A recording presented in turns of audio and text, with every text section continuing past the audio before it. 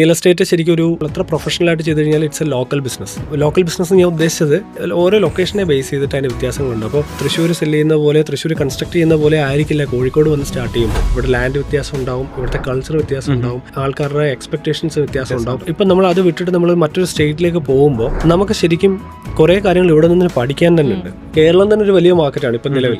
അപ്പോൾ ആ മാർക്കറ്റ് തന്നെ ശരിക്കും പ്രോപ്പറായിട്ട് നമുക്ക് ഇതുവരെ ടാപ്പ് ചെയ്യാൻ പറ്റിയിട്ടില്ല. മറ്റ് സ്റ്റേറ്റ്സിലേക്കൊക്കെ ഫ്യൂച്ചറിലേക്ക് നമ്മൾ മാറുന്ന സമയത്ത് നമുക്ക് ഇവിടുന്ന് ഒരുപാട് ലേണിംഗ് ലെസൺസുമായിട്ട് നമുക്ക് അടുത്തൊരു സ്റ്റേറ്റിലേക്ക് പോകാൻ പറ്റുള്ളൂ. കാരണം ബിഗ് ജയൻസ് ഇപ്പോൾ കേരളത്തിലെ പോലെ അല്ല ബിൽഡിംഗ് അപ്പാർട്ട്മെന്റ് കൺസ്ട്രക്ഷൻ്റെ ഒക്കെ പ്രോസസ്സ് പോകുന്നത്. ഒരു 16 ഏക്കർ 20 ഏക്കർ സ്ഥലങ്ങളിലൊക്കെയാണ് അവിടെ പ്രൊജക്ടിന്റെ ഡെവലപ്മെന്റ്സ് നടക്കുന്നത്. ആ വ്യത്യാസമുണ്ട്. പക്ഷെ അങ്ങനെ ഒരു കമ്പനിക്ക് തൃശ്ശൂർ അല്ലെങ്കിൽ കേരളത്തിൽ വന്ന് പെട്ടെന്ന് റൺ ചെയ്യുന്നതിനെ കുറിച്ചും പ്ലാൻ ചെയ്യാൻ കുറച്ച് ഡിഫിക്കൽട്ട് ആയിരിക്കും. അത് ലൊക്കേഷൻ വൈസ് ഉള്ള വ്യത്യാസമാണ്. നമ്മുടെ ഭാഷകൾ വ്യത്യാസമുണ്ട്, നമ്മുടെ കൾച്ചർ വ്യത്യാസമുണ്ട്, തോട്ട് പ്രോസസ്സ് വ്യത്യാസമുണ്ട്. അപ്പോൾ ഇത് വീടെന്ന് പറയുന്നത് ഒരു മനുഷ്യന്റെ അൾട്ടിമേറ്റ് എയിമാണ്, അൾട്ടിമേറ്റ് ഡ്രീമാണ്. അപ്പോൾ അതിലേക്ക് എത്തിച്ചേരുവാനായിട്ട് നമുക്ക് ആദ്യം വേണ്ടുന്നത് ടച്ച് ആൻഡ് ഫീൽ എന്ന് പറയുന്നൊരു പോയിന്റ് ഉണ്ട്. നമ്മൾ ഒരു സ്ഥലത്ത് ഒരു ലൊക്കേഷനിൽ നിന്ന് നമ്മൾ എന്താണെന്ന് ആദ്യം പ്രൂവ് ചെയ്തതിന് ശേഷം വേണം പതിയെ എക്സ്പാൻഡ് ചെയ്യാൻ എന്നാണ് ഞാൻ വിശ്വസിക്കുന്നത്.